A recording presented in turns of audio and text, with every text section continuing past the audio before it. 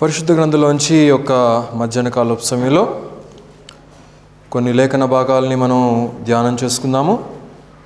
దయచేసి బైబిల్ గ్రంథాలు ఉన్న వారందరూ కూడా తెరచి చూడాల్సిందిగా ప్రేమతో మనవి చేస్తున్నాం. యాకోబు రాసిన పత్రిక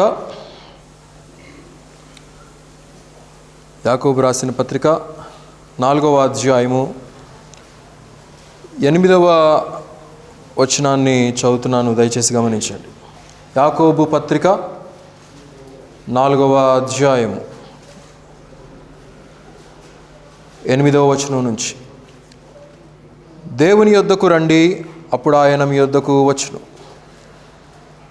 పాపులారా, మీ చేతులను శుభ్రము చేసుకొనుడి, ద్విమనస్కులారా, మీ హృదయములను పరిశుద్ధపరచుకొనుడి.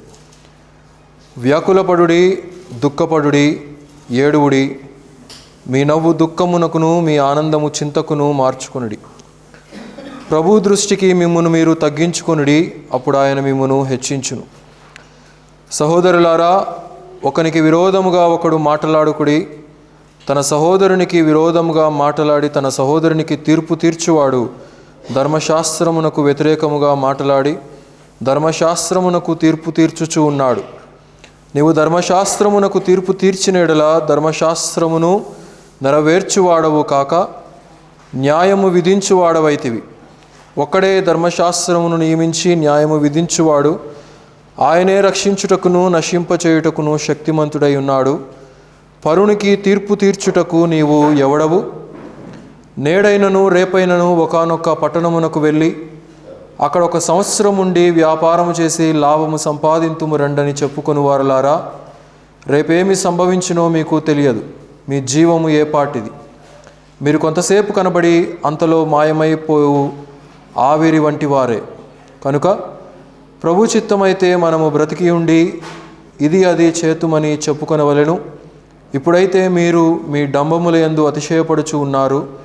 ఇట్టి అతిశయమంతయు చెడ్డది. కాబట్టి మేలైనది చేయ నెరిగియు అలాగూ చేయని వానికి పాపము కలుగును. ప్రభు ఈ కొద్ది వాక్య భాగం దీవించిన రీతిగా చిన్న ప్రార్థన చేసుకుందాం. మమ్మల్ని మిక్కిలిగా ప్రేమించినటువంటి మా ప్రియ రక్షక మా యేసయ్య, ఈ యొక్క మధ్యాహ్న కాలపు సమయంలో ఇంతవరకు మీ యొక్క కృపలో మమ్మల్ని నుంచి నడిపించిన విధానాన్ని బట్టి ఎంతగానో స్తుతించి ఉంటున్నాము నాయన. చదవబడినటువంటి లేఖన భాగంలో మీరు దీవించండి నాయన. నిలువబడింది నేను మట్టివాడను. మీ యొక్క సిలువ చాటును మరుగుపరిచి పరిశుద్ధాత్ముని యొక్క జ్ఞానము చేత నింపి పరిశుద్ధాత్ముడు మా హృదయాలకు ఏ మాటలు అవసరమై ఉన్నాయో గ్రహించి వాటి ప్రకారముగా బోధించు జ్ఞానమును మీరు దయచేయండి నాయన. అలాగనే మా ప్రభువా, వినగలిగిన చెవులను, గ్రహించగలిగినటువంటి హృదయాలను, పాటించగలిగినటువంటి జీవిత విధానాన్ని మాలో ఈ నూతన సంవత్సరంలో తీసుకొని రమ్మని ఈ కొద్ది మనవులు మా ప్రేరక్షకుడైనటువంటి యేసుక్రీస్తు వారి అతి శ్రేష్టమైనటువంటి నామంలో స్తుతించి వేడుకొనుచున్నాము తండ్రి, ఆమేన్. ప్రభునందు ప్రియులారా, మరి కాలం చూస్తే చాలా త్వరితంగా గడిచిపోతూ ఉన్నది. కాలాన్ని ఎవరూ కూడా ఆపలేము, దాన్ని ఎవరూ కూడా హోల్డ్ చేయలేము. ఎందుకంటే కాలగతులు ఎవరి చేతిలో ఉన్నాయి? దేవుని చేతిలో ఉన్నాయి. ఎందుకంటే సృష్టిని సృజించిన వాడాయనే, మానవుని సృజించినటువంటి వాడాయనే. మరి అతి త్వరలో ఆ ప్రభువును మనం సంధించబోతూ ఉంటున్నాం. ఆయన 2వ రాకడలో ఆ కాలము కూడా అతి సమీపంగానే ఉన్నది. ఎందుకంటే ఈ కాలం త్వరగా వెళ్ళిపోతుంది కనుక ఆయన తిరిగి వచ్చేటువంటి 2వ రాకడ కాలము కూడా అత్యంత సమీపముగా మనకు ఉన్నట్లుగా మనం ఇక్కడ చూడగలుగుతూ ఉంటున్నాం.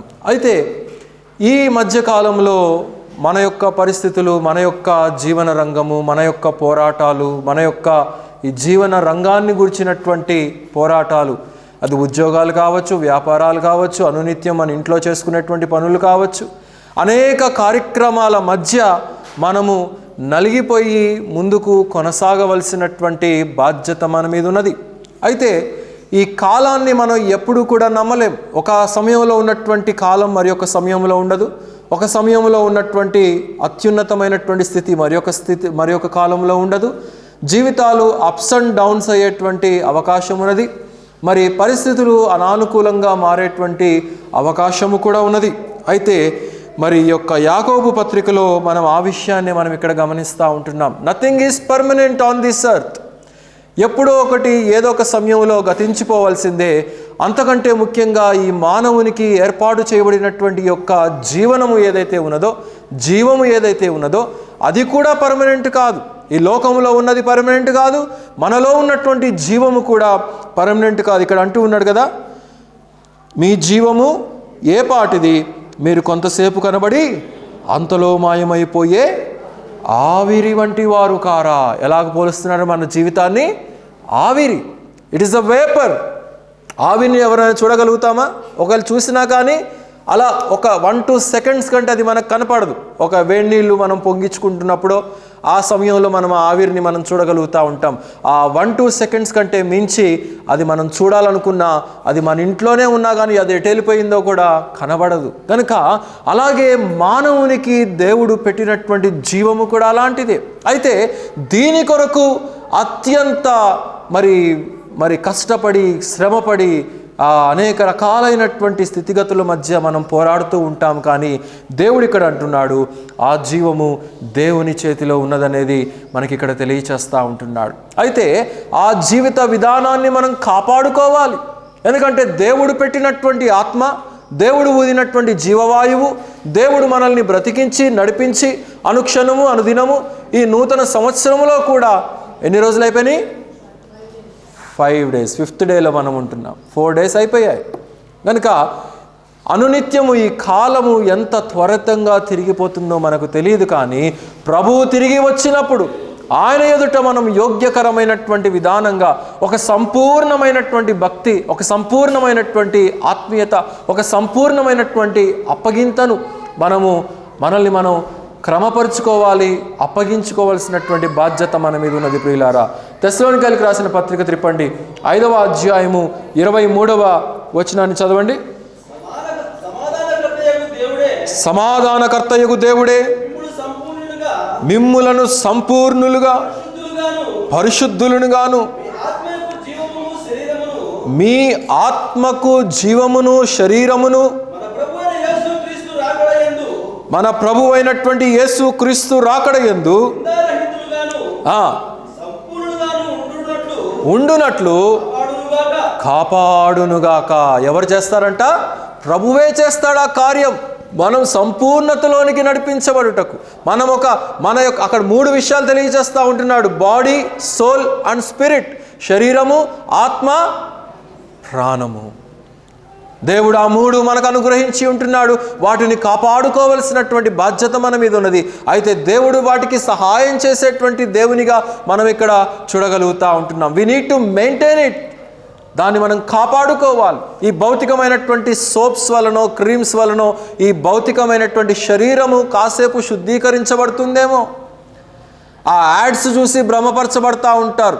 ఆ సోప్ రాసుకునేటువంటి ఆ యొక్క యాడ్ చూసి నేను కూడా అంత తెల్లగైపోతానేమో, నేను కూడా అంత మెరిసిపోతానేమో అని చెప్పేసి ఆ సోపులు మారుస్తూ ఉంటారు కొంతమంది. ఈ సోపు, ఆ సోపు, ఆ సోపు, ఈ సోపు. అదిగో యాడ్ చూశాను, ఎంత దోమినా నల్ల చింతపండే, ఎర్ర చింతపండే. అది మారదు. ఎంత మేకపులు పూసుకున్నా అది కొంత సమయం వరకే. అది ఒక 1 hour 2 hours కంటే రోజంతా కూడా ఉండదు కనీసం. కానీ దేవుడు పెట్టినటువంటి ఆత్మీయతను మనం అనుక్షణము అనునిత్యము ఆ ప్రతి కాలంలో కూడా దాన్ని కాపాడుకోవాల్సినటువంటి బాధ్యత మన మీద ఉన్నది. అయితే అక్కడ దేవుడు ఏమంటాడంటే దాన్ని సంపూర్ణం చేయాలి. దాన్ని మీరు ఫుల్ఫిల్ చేయవలసినటువంటి బాధ్యత మన మీద ఉన్నది. ఆ శరీరము, ఆత్మ, ప్రాణములు దేవుని వశములో ఉన్నాయి. దేవుడు ఆదామును సృజించాడు. ఆదామును సృజించి ఏం చేశాడు? సృజించిన తర్వాత తన యొక్క జీవవాయువును నాసికారంధ్రములలో ఊదాడు. He breath his.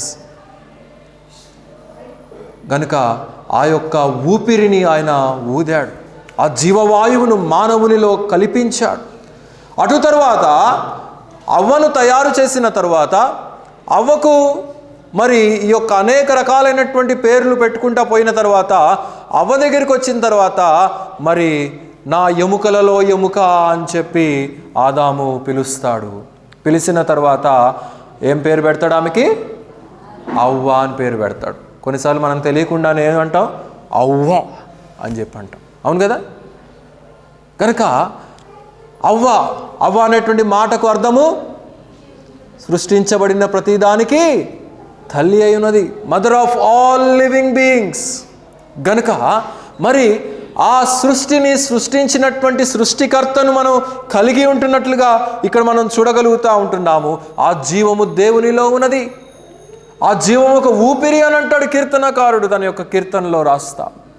ఆ జీవము ఒక ఊపిరి, అది ఒక ఎయిర్, మనం నిత్యము పీల్చుకునేటువంటి యొక్క ఎయిర్, ఇన్ అండ్ అవుట్ మనం నిత్యం మనకు తెలియకుండానే మనం చేస్తూ ఉంటాం. అది తెలియనటువంటి సమక్షంలో డాక్టర్లు ఏం చేస్తారు? ఆక్సిజన్ పెడతారు, వెంటిలేటర్స్ పెడతారు. కనుక మరి మన యొక్క ఆత్మీయమైనటువంటి స్థితిని గురించి ఏంటి? మనకు తెలియకుండానే మనం దేవుణ్ణి వెంబడిస్తూ ఉంటున్నామా? ఆయన యొక్క ఆత్మీయతలో మనం నడవగలుగుతుంటున్నామా అనేది మనం ఇక్కడ ప్రశ్నించుకోవాల్సినటువంటి విషయం ప్రియులారా. కానీ మనము ఈ భౌతికమైనటువంటి రంగం వైపు మనం పరుగులెత్తుతూ ఉంటున్నాం. ఇక్కడ మనం చదివినటువంటి యాకోబు పత్రికలోనే అంటూ ఉంటున్నాడు. కనుక మీరు ఎంతసేపు మీ విషయాలనే పట్టించుకుంటూ ఉంటున్నారు? చదవండి మరి ఒక మాట, యాకోబు పత్రికలోనే 4వ అధ్యాయము 16వ వచనంలో ఇక్కడ అంటున్నాడు, ఇప్పుడైతే మీరు మీ డంబముల యందు అతిశయపడుచు ఉన్నారు. ఇటు అతిశయము అంతయు కూడా చెడ్డది. అతిశయించవలసినటువంటి వారు ఆత్మీయతను బట్టి అతిశయించాలి, ప్రార్థనను బట్టి అతిశయించాలి, వాక్యాన్ని బట్టి అతిశయించాలి, ఆత్మీయతను బట్టి అతిశయించాలి, సంఘ కార్యక్రమాల్ని బట్టి అతిశయించాలి. దేవుడు మనలో పెట్టినటువంటి ఆత్మీయతను బట్టి, ఆయన జీవాన్ని బట్టి, మనల్ని కాపాడుతున్న విధానాన్ని బట్టి, తన కృప మన కుటుంబాల మీద కుమ్మరిస్తున్న విధానాన్ని బట్టి, వీటన్నిటి మీద మనము అతిశయించవలసినటువంటి వారమై ఉంటున్నాం ప్రియులారా. ఎందుకంటే ఈ మానవుని యొక్క జీవము ఏ పాటిది అనేది దేవుడు తెలియచేస్తూ ఉంటున్నాడు. మొన్ననే న్యూ ఇయర్ అలా ప్రవేశించిందో లేదో అమెరికాలో ఒక వ్యక్తి ఏం చేశాడంటే 16 మందిని కాల్ చేశాడు. ఉత్తగానే కాలుస్తారు, అక్కడ ఏం పనిపాటు ఉండదు, అది వాళ్ళకి ఒక సరదా. వాళ్ళ దగ్గర గన్ లైసెన్స్లు ఉంటాయి. ఊరికి నేను పోయి సరదాకి ఎందుకు కాల్చేవారు అంటే నాకు కాల్చాలనిపించింది కాల్చాను, చంపాలనిపించింది చంపేస్తాను, దానికి ఏం రీజన్ ఉండదు. అంటే మానవుడు ఇక్కడ ఈ దేశంలో ఉన్న సంరక్షణ ఉంటారనేది గ్యారంటీ లేదు. విదేశాల్లో ఉంటే నాకు సంరక్షణ దొరుకుతుందని అక్కడికి వెళ్తే అక్కడ గ్యారంటీ లేదు. బయటకు వెళ్ళినటువంటి వాడు తిరిగి క్షేమంగా ఇంటికి వస్తాడా అనేది గ్యారంటీ లేదు. ఎందుకంటే జీవానికి గ్యారంటీ లేదు. కానీ క్రీస్తునందు రక్షించబడినటువంటి వారికి ఒక నిరీక్షణ ఉన్నది, ఒక కాపుదల ఉన్నది, ఒక సంరక్షణ మనకు ఆయనలో అనుగ్రహించబడతా ఉన్నది అనేది మనం ఇక్కడ గమనించాలి. కాబట్టి ఈ లౌకికమైనటువంటి విషయాల వైపు మనం అతిశయించకూడదు. ఈ లౌకికమైనటువంటి డంబాల వైపు మనం అతిశయించకూడదు. ఒకడు ఉన్నాడు కదా, వాడి పేరు విజయ్ మాల్యానా. వాడు అనేక రకాలైనటువంటి వ్యాపారాలు చేశాడు. ఎయిర్లైన్స్ నడిపించాడు, రెస్టారెంట్స్ నడిపించాడు, హోటల్స్ను కొనుక్కున్నాడు.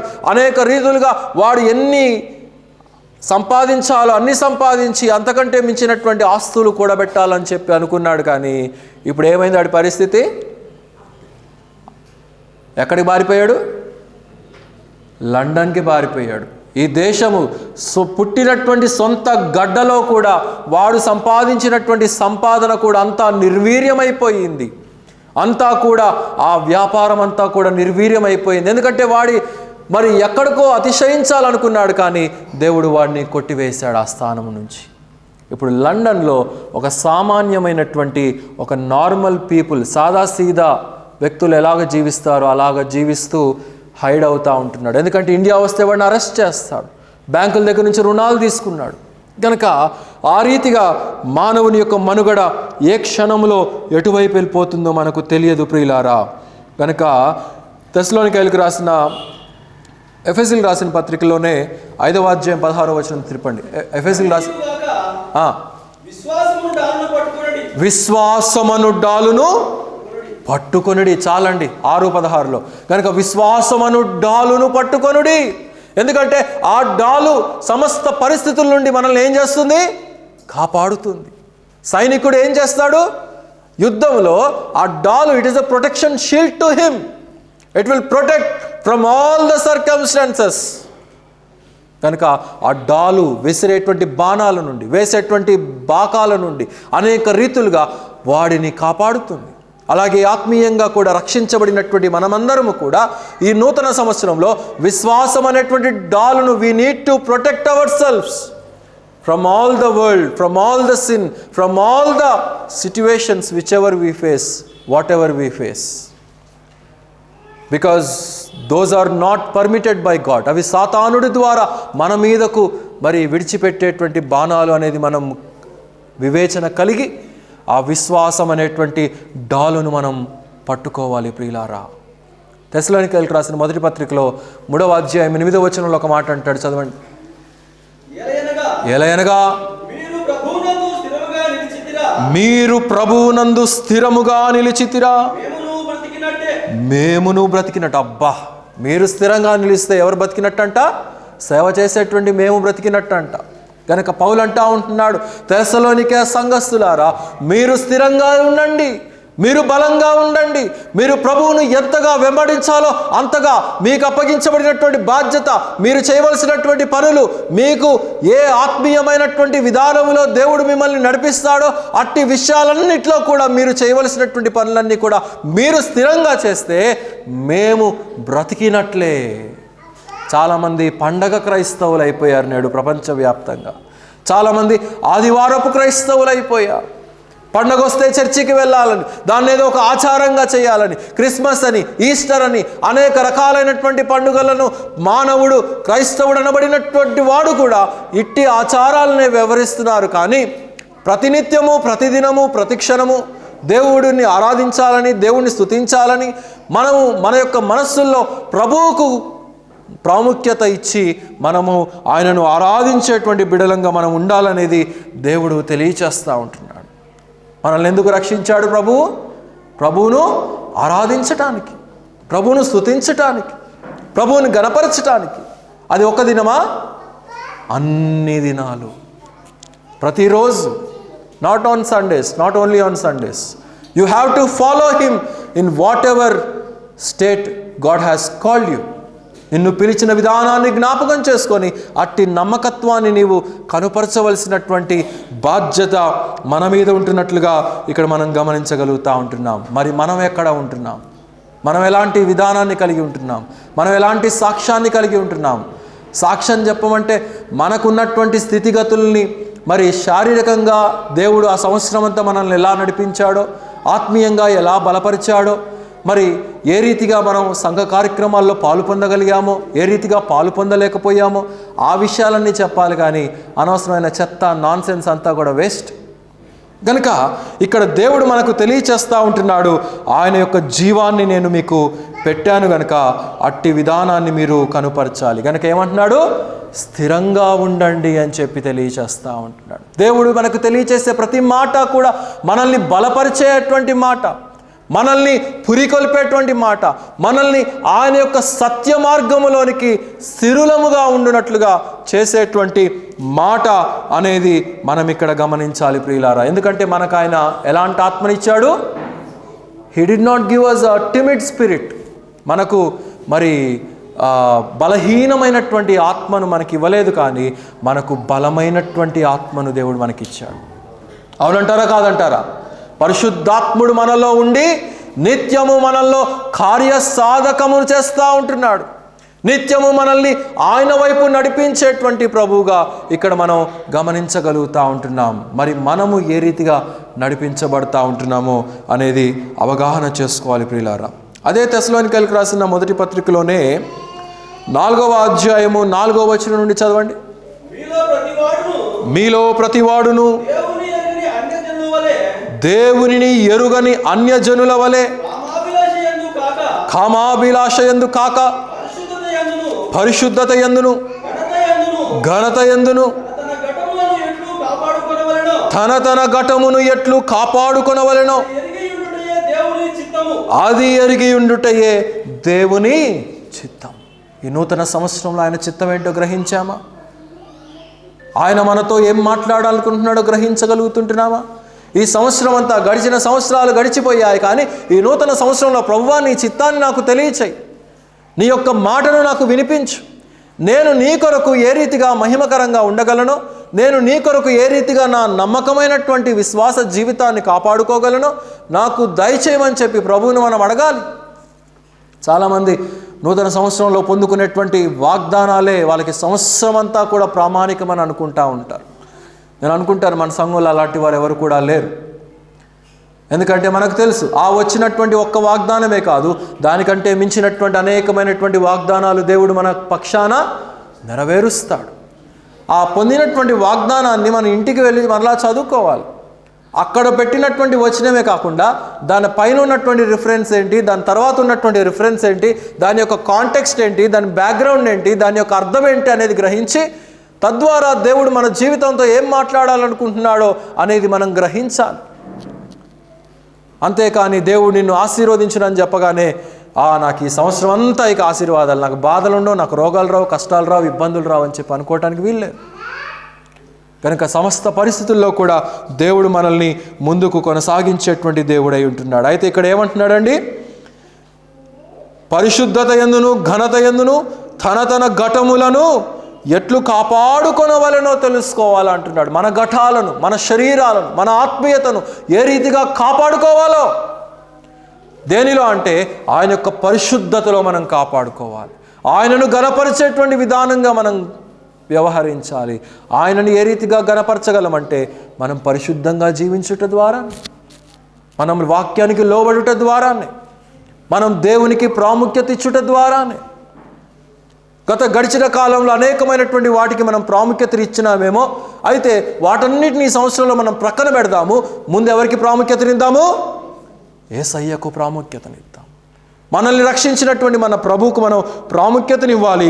అప్పుడు ఆయన మనల్ని నడిపించేటువంటి దేవుడై ఉంటున్నాడు. మన ఘటాలను మనల్ని కాపాడుకునేటువంటి కోణములో నడిపించేవాడై ఉంటున్నాడు. లోకాల్ని వెంబడించకండి, పాపాన్ని వెంబడించకండి. ఒకడు సర్వలోకమును సంపాదించుకొని తన ప్రాణమును పోగొట్టుకుంటే వానికి ఏమి ప్రయోజనం? మత్తయి 16:26. కనుక ఏమి ప్రయోజనం? What is the use if one loses his own soul? నీవు సంపాదించింది నీవు తీసుకొని పోలేవని చెప్పి తెలియచేస్తూ ఉంటున్నాడు. ఎందుకంటే మరణ జీవములు దేవుని వశములో ఉన్నాయి. కనుక ఆయన ఆది మానవుని సృజించాడు, ఆది మానవుణ్ణి పిలిచాడు, ఆది మానవుడికి చెప్పాడు, ఒరే బాబు, నువ్వు ఇదిగో నీకు ఒక మంచి ఏదేను తోటను నేను ఇచ్చాను, నీవు కష్టపడాల్సిన పనే లేదు, శ్రమ పడాల్సిన పని లేదు, పొలం దున్నాల్సిన పని లేదు, సేద్యపరచాల్సిన పని లేదు, పంటను పండించాల్సిన పని లేదు. నీవు చేయాల్సిందల్లా ఏంటంటే అదిగో ఆ చెట్టు ఉంది కదా, అక్కడికి మీరు దాన్ని ముట్టుకోవద్దు, తినద్దు అని చెప్పాడు.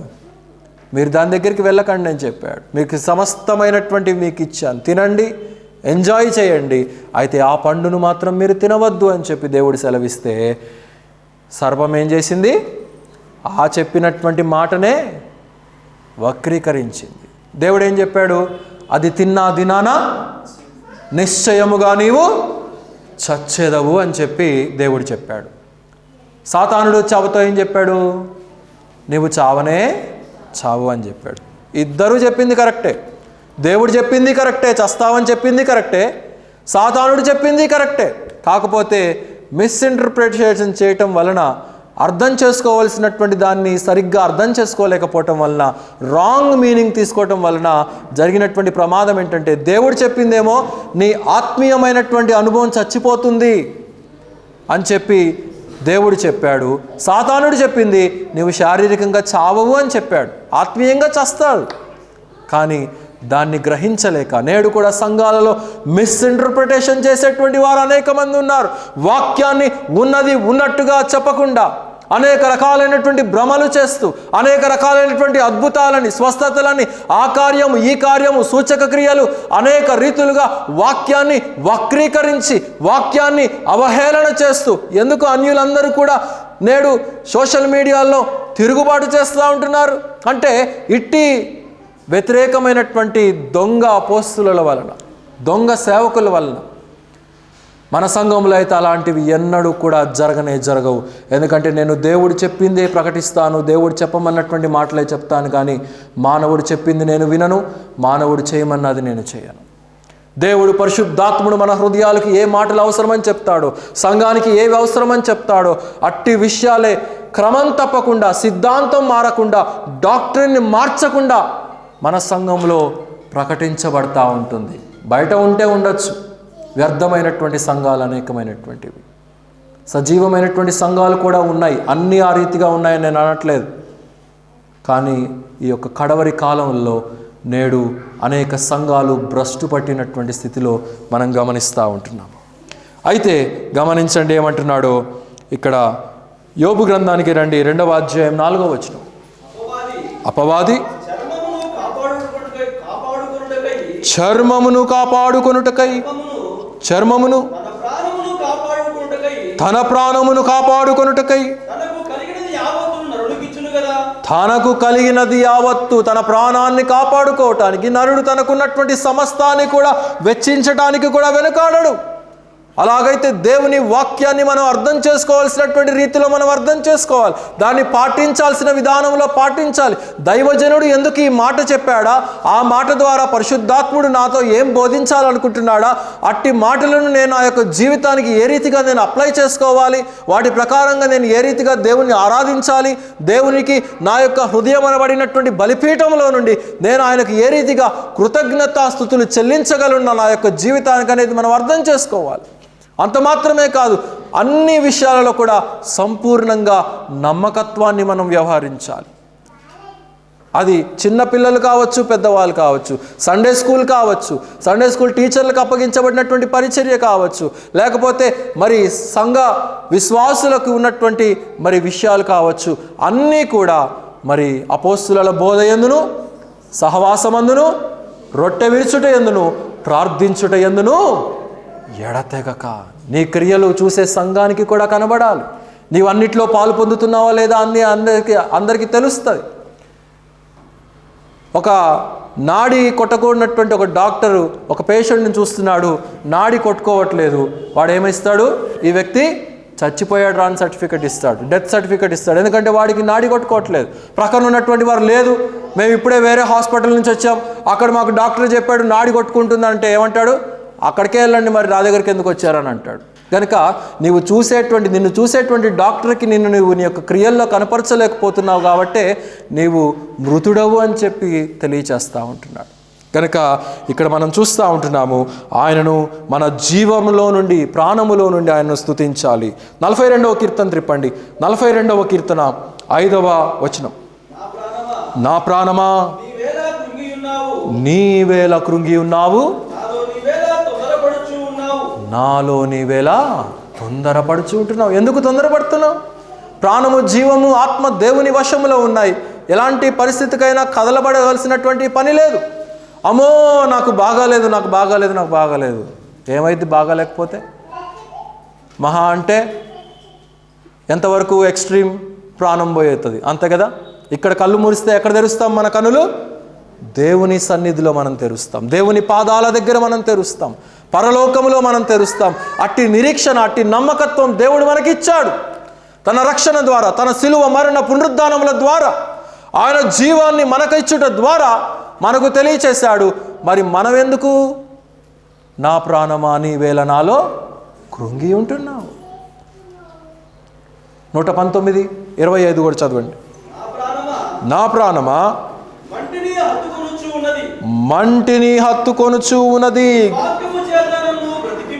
నీ వాక్కు చేత నన్ను బ్రతికించు. ఇదిగో నా ప్రాణమున్నదే, నా ప్రాణము మంటిని హత్తుకుంటా ఉంది. My soul cleaves to dust. కానీ enlighten me, give me life through your word. నీ వాక్యము ద్వారా నన్ను జీవింపచేయుము అని చెప్పి కీర్తనకారుడు పలుకుతూ ఉంటున్నాడు. ఈ భౌతికమైనటువంటి విషయాల వైపు చూస్తూ, పాపము విషయాల వైపు చూస్తూ, లోకపోకడ, లోకానుసారము, సినిమా సెలబ్రిటీల వైపు చూస్తూ, అనేక రకాలైనటువంటి విధి విధానాల మధ్య నలిగిపోతున్నటువంటి వాడు ఆ యొక్క మంటిని హత్తుకున్నటువంటి తత్వాన్ని కలిగి ఉంటున్నాడు. పంది ఎప్పుడైనా పైకి చూస్తుందా? ఎవరైనా చూసుంటే చేయొత్తాడు. పంది ఎప్పుడైనా ఇట్లా మొహం పైకెత్తి చూస్తుంది ఆకాశం వైపు? చూడదు. ఎందుకంటే పంది స్వభావమే బురదలో తిరిగేటువంటి స్వభావం, పాపంలో తిరిగేటువంటి స్వభావం, క్రింద మాత్రమే చూసేటువంటి స్వభావం. అయితే ఒక్కసారి అది కళ్ళు పైకి తెరుస్తుంది. ఎప్పుడు? మనం మార్కెట్కి పోయినప్పుడు కనపడుతుంది. కనుక అలాంటి జీవితం మనలో ఉండకూడదు. వాక్యము చేత నిత్యము వి మస్ట్ బి ఎన్లైటెండ్. కొలస్సీయులకు రాసిన పత్రిక 3:1. మీరు క్రీస్తుతో కూడా లేపబడిన వారైతే పైనున్న వాటినే వెదుకుడి. ఎవరున్నారంట అక్కడ? క్రీస్తు దేవుని కుడి పార్శ్వమున కూర్చొని ఉన్నాడు అని అంటున్నాడు. మనం ఎక్కడ చూడాలంట? పైనున్న వాటినే వెతకాలి. Look towards the heavenly stuff. పరలోకంలో దేవుడు ఉన్నాడు. ధవల సింహాసనం ఉన్నది. సింహాసనమందు ఆసీనుడుగా ఉన్నటువంటి మన కొరకు ప్రాణము పెట్టినటువంటి మన ప్రియ రక్షకుడు ఉన్నాడు. ఆయన వైపు మాత్రమే మనం చూడాలి, కానీ ఈ లోకపు పరిస్థితుల వైపు మనం చూడకూడదు అనేది మనం ఇక్కడ గ్రహించాల్సినటువంటి విషయం ప్రియులారా. నిత్యము ఆయన వాక్యం వైపు, ఆయన సహవాసం వైపు, ఆయన సన్నిధి వైపు, ఆయనలో నిత్యము మనం బలపరచబడే వారంగా మనం ఉండాలి అని అంటే మన కన్నులు ఎక్కడ ఉండాలంట? ఆకాశము వైపు మనము చూడవలసినటువంటి వారమై ఉంటున్నాం. సమాధుల వైపు కాదు. డినామినేషన్ పేరు చెప్పనులే, ఎందుకంటే నాకు కూడా చాలా ఫ్రెండ్స్ ఉన్నారు. వెళ్ళి సమాధుల పండగలు ఆచరిస్తూ ఉంటారు. అక్కడ ఏదో ఉందని సమాధిని తవ్వి చూస్తే అయిపోదు. అక్కడ ఏదో ఉందని బయట అలంకరించే బదులు ఒకసారి సమాధిని తవ్వి బయటకు తీసి తవ్వి చూడండి, అప్పుడు తెలుస్తుంది. కనుక దానిని దేని కొరకు చూడాలో చూడట్లేదు, కానీ సమాధుల వైపు చూస్తున్నారు, పాపం వైపు చూస్తున్నారు, లోకం వైపు చూస్తున్నారు. కానీ నూతన సంవత్సరంలో మనం ఆకాశం వైపు చూడాలి, మన ప్రభు వైపు చూడాలి, ఆత్మీయత వైపు చూడాలి, సంఘ కార్యక్రమాల వైపు మనము చూడవలసినటువంటి వారమై ఉంటున్నాం. కీర్తనల గ్రంథం త్రిప్పండి 27వ అధ్యాయము 4వ వచనం. ఏమడుగుతున్నాడంట? ఒక వరం అడుగుతున్నాడంట. దానిని నేను వెతుకుతూ ఉంటున్నాను. యెహోవా ప్రసన్నతను నేను చూచుటకును, ఆయన ఆలయములో నేను ధ్యానించుటకును నా జీవిత కాలమంతయు. గనుక ఎక్కడుండాలని ఇష్టపడుతున్నాడు కీర్తనకారుడు? ప్రభు సహవాసంలో, ప్రభు మందిరంలో, ప్రభు ఆత్మీయతలో, దేవుడు మనకు అనుగ్రహించినటువంటి మరి ఆయన యొక్క ఆత్మీయమైనటువంటి విషయాలలో మనం బలపరచబడాలి, నిత్యము వాటి వైపు కొనసాగించబడే వారంగా మనం ఉండాలనేదే దేవుడు ఇష్టపడతా ఉంటున్నాడు. ఒక వరము అడిగాడంట. ఏంటి అని అంటే, నిత్యము నేను నీ యొక్క ప్రసన్నతను చూడాలి.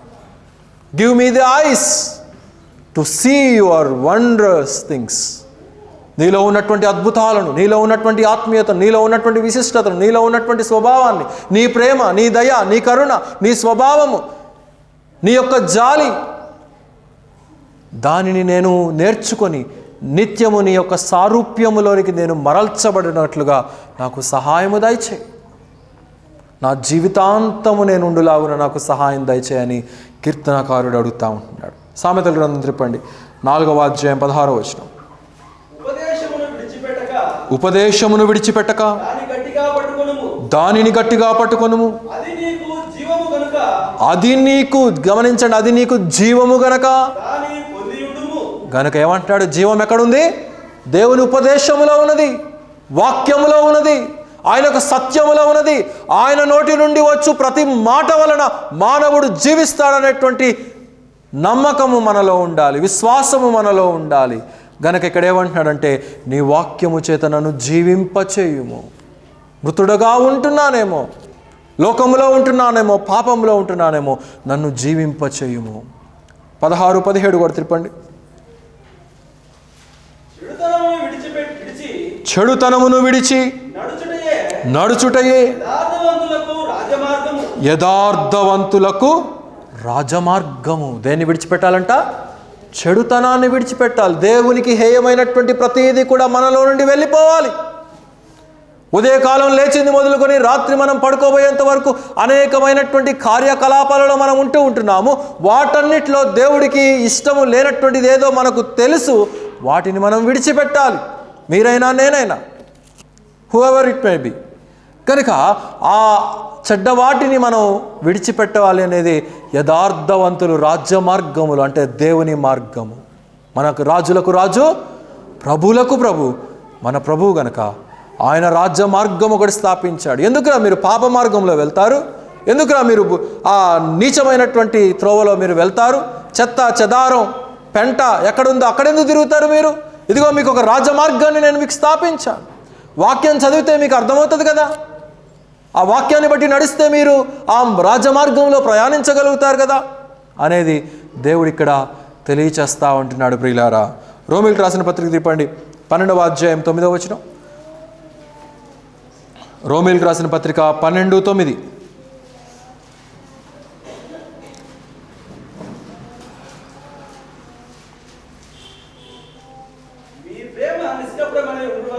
మీ ప్రేమ నిష్కపటమైనది ఉండవలను, చెడ్డదానిని అసహించుకొని మంచి దానిని హత్తుకొని ఉండుడి. ఏది మంచి? మనకి దేవుడు నేర్పించేటువంటి ఆత్మీయత మనకు మంచిది. దేవుని యొక్క వాక్యంలో చెప్పబడినటువంటి కట్టడలు, న్యాయ విధులు, శాసనాలు మనకు మంచివి. మనల్ని దేవునిలో బలపరిచేవిగా ఉంటాయి, మనల్ని స్థిరపరిచేవిగా ఉంటాయి, మనం స్థిరులంగా ఉండినట్లుగా అవి చేస్తాయి. కనుక వాటిని మనం హత్తుకోవాల్సినటువంటి వారమై ఉంటున్నాం. అయితే అనేక మంది ఏం చేస్తున్నారంటే, కొలసలకు రాసిన పత్రిక తిప్పండి, 3వ అధ్యాయం 5వ వచనం. కావున భూమి మీద ఉన్నటువంటి మీ అవయవములను అనగా జారత్వమును, అపవిత్రతను, కామాతురతను, దురాశను, విగ్రహారాధనైనటువంటి ధనాపేక్ష, అంటే ధనము ఒక విగ్రహారాధన అని తెలియజేస్తా ఉంటున్నాడా? చంపివేయండి. వాటి వలన దేవుని ఉగ్రత అవిధేయుల మీదకి వచ్చును.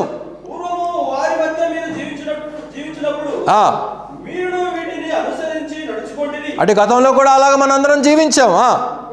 ఇప్పుడైతే మీరు కోపమును, ఆగ్రహమును, దుష్టత్వమును, దూషణ మాటలను మీ నోట విసర్జించుడి. ఏలయనగా ప్రాచీన స్వభావమును దానితో, దాని క్రియలతో కూడా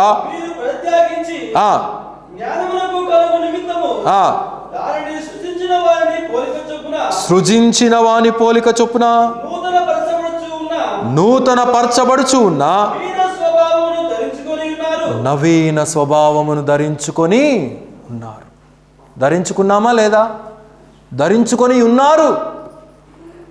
కనుక అక్కడ ఎప్పుడైతే మనం రక్షించబడ్డామో ఆ దేవుని స్వరూపములో, దేవుని యొక్క మా యొక్క మాధుర్యము, దేవునిలో ఉన్నటువంటి ఆ యొక్క లక్షణాలు మనలో ఉదయం లేచింది మొదలుకొని కోపము, దూషించుకోవటం, భార్య భర్తను దూషించి, భర్త భార్యను దూషించి, పిల్లలు తల్లిదండ్రులను దూషించి, తల్లిదండ్రులు పిల్లలను దూషించి, రోజు ఇదే కార్యక్రమం అయిపోతూ ఉంటుంది ఇళ్లల్లో. అలాంటిది కాకుండా అట్టి వాటిని, ఆ పాత జీవిత విధానాన్ని మీరు విడిచిపెట్టాలి. క్రొత్తగా మీరు జన్మించిన శిశువుల వలె ఒక నూతనమైనటువంటి స్వభావము, నవీనమైనటువంటి స్వభావాన్ని మీరు ధరించుకోవాలనేది ఇక్కడ తెలియచేస్తూ ఉంటున్నాడు. ఎందుకంటే మనం క్రీస్తులో ఉన్నాము. ఆ పైన అంటాడు 3:3 చదవండి. భూ సంబంధమైన వాటి మీద మనస్సు పెట్టకునికుడి, ఎలయనగా మీరు మృతి పొందారు, మీ జీవము క్రీస్తుతో కూడా దేవుని యందు దాచబడి. ఎక్కడుందంటే మన జీవం, మీ జీవము ఏ పాటిది అని చెప్తే మనం ఏం సమాధానం ఇవ్వాలి? మన జీవము దేవునిలో దాచిపెట్టబడింది. మనం బంగారాన్ని దాచుకోవచ్చు, వెండిని దాచుకోవచ్చు, వజ్రాలను దాచుకోవచ్చు. అది ఎప్పుడోకప్పుడు ఎవడోకడు కొట్టేసే దారి ఉంటే వాటికి భౌతికమైనటువంటి బీరువాలు కానీ, లాకర్లు కానీ ప్రొటెక్షన్ ఇవ్వలేవు. కానీ మన జీవము దేవునిలో దాచిపెట్టబడింది కనుక ఆ దేవునిని తాకగలిగినటువంటి శక్తి ఏది కూడా ఈ భూప్రపంచములో కానీ, ఆకాశ మండలములో కానీ లేదు. Even Satan do not have such power. అయితే ఇక్కడ తెలియచేస్తూ ఉన్నాడు, the human parts which we have. అక్కడ చెప్పబడినటువంటి విషయాలు, అక్కడ చెప్పబడినటువంటి క్రియలు అవన్నీ కూడా నీలో నిర్జీవంగా అయిపోవాలి. అవి జీవిస్తూ ఉంటున్నాయి కొన్ని సమయాల్లో.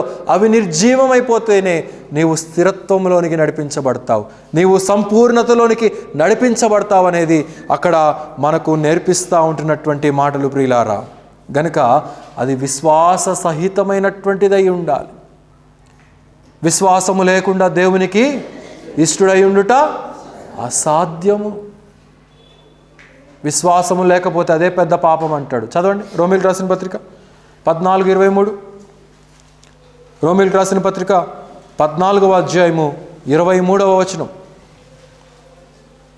What ever is not of faith is sin.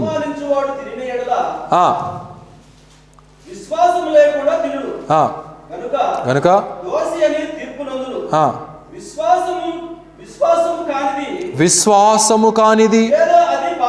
విశ్వాసము కానిది ఏదో అదే పాపము. పాపాలలో అన్నిటికంటే ప్రధానమైనటువంటి పెద్ద పాపం ఏంటంటే విశ్వసించకపోవటమే.